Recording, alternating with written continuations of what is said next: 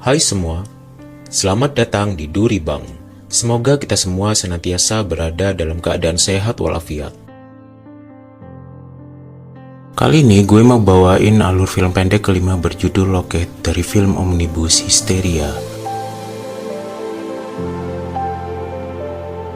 Loket menceritakan tentang seorang gadis penjaga parkir yang mengalami kejadian-kejadian aneh saat dia sedang bekerja.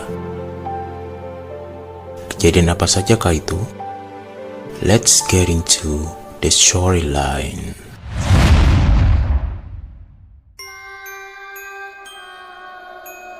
Scene diawali dengan suasana parkiran di basement sebuah gedung di malam hari. Seorang gadis penjaga loket parkir tengah memperbaiki lampu di dalam bilik loket berdinding kaca. Sebut saja penjaga loket ini dengan nama Aini. Kemudian dia mencoba memperbaiki palang pintu melalui perintah komputer. Namun palang pintu itu nggak bisa terbuka dengan sempurna.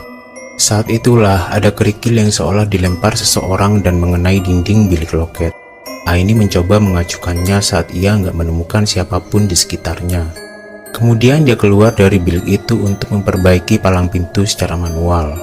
Dan lagi-lagi, ada kerikil yang dilemparkan dari arah belakangnya. Aini berjalan penasaran mendatangi arah lemparan kerikil itu. Namun dia nggak menemukan siapa-siapa. Aini berniat kembali ke dalam bilik loket. Namun ia tertegun karena di dalam bilik loket itu, dia melihat seseorang yang dari wajah, bentuk tubuh, hingga outfit mirip dengan dirinya. Orang itu tengah berbicara via handphone. Aini terpejam menahan takut. Saat dia membuka mata, seorang security yang berbicara via handy-talkie melintas di dekatnya. Aini mengalihkan perhatian ke bilik loket, dan bilik loket itu kosong. Sosok mirip dirinya tadi sudah tidak ada lagi di sana. Saat ia tengah menuju bilik loket, muncul sorot lampu mobil di belakangnya. Lalu ia masuk ke dalam bilik loket dan pandangannya mengikuti kemana arah mobil itu melaju. Mobil itu seperti hendak mencari tempat parkir. Dia juga melihat seorang wanita tua yang sedang berjalan sambil memegangi kepalanya.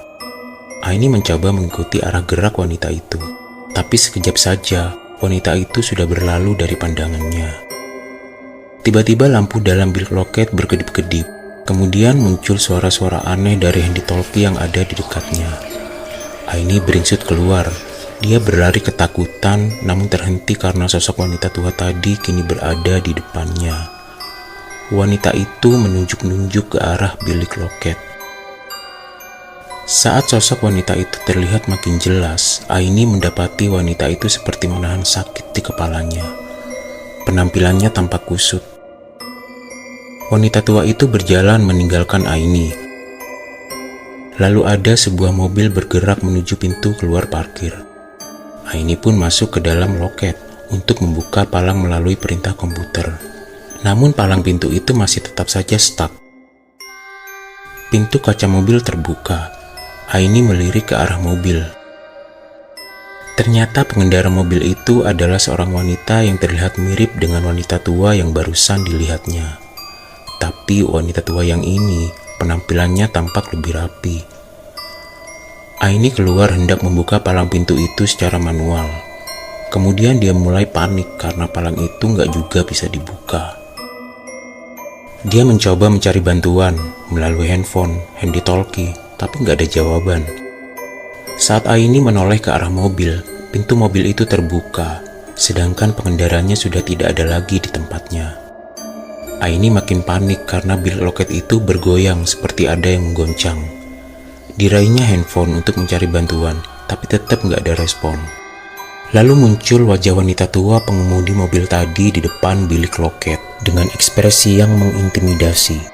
Aini makin panik karena tiap kali dia menoleh ke sisi lain dari bilik loket itu, wajah wanita itu selalu muncul. Dia mencoba keluar, tapi pintu bilik itu terkunci. Wanita itu berlari mengelilingi bilik loket. Aini makin ketakutan. Wanita tua itu berjalan mendekat. Terlihat ada bekas darah di pelipisnya. Kemudian wanita itu menghantam dinding kaca bilik loket itu dengan sebatang kayu. Aini berhasil kabur. Dia berlari nggak tahu arah, kemudian berhenti di sebuah spot untuk sembunyi dan mengatur nafas.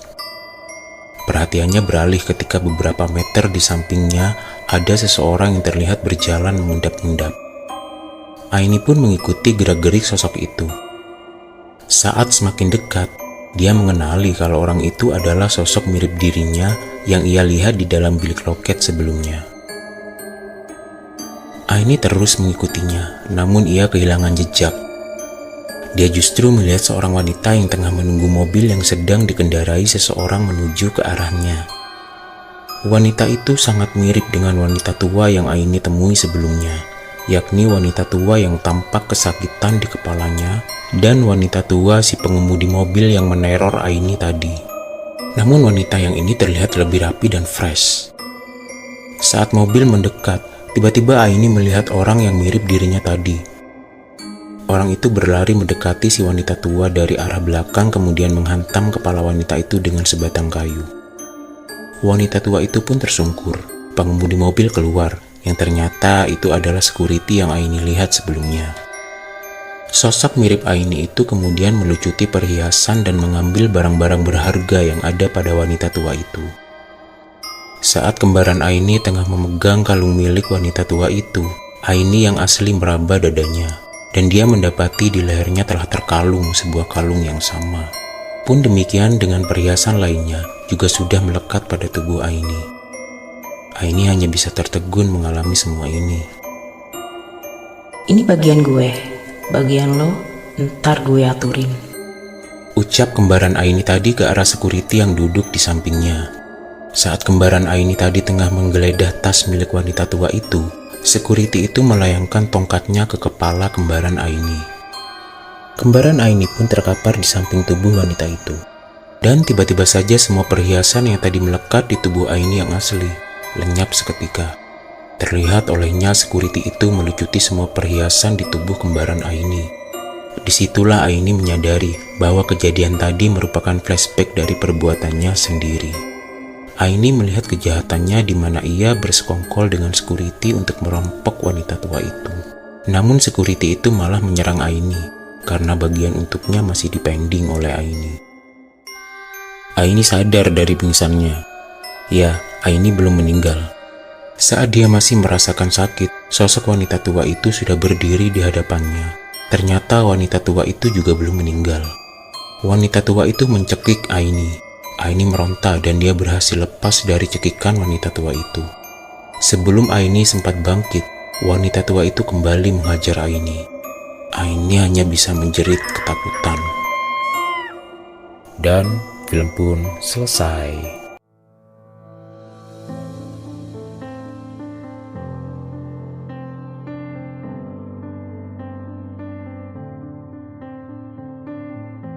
Demikianlah alur cerita film Loket yang merupakan film pendek kelima dari film Omnibus Hysteria. Dari kelima film pendek dalam film Hysteria ini, which one is your favorite? Oke, sekian dulu review ala-ala kali ini. See you and take care.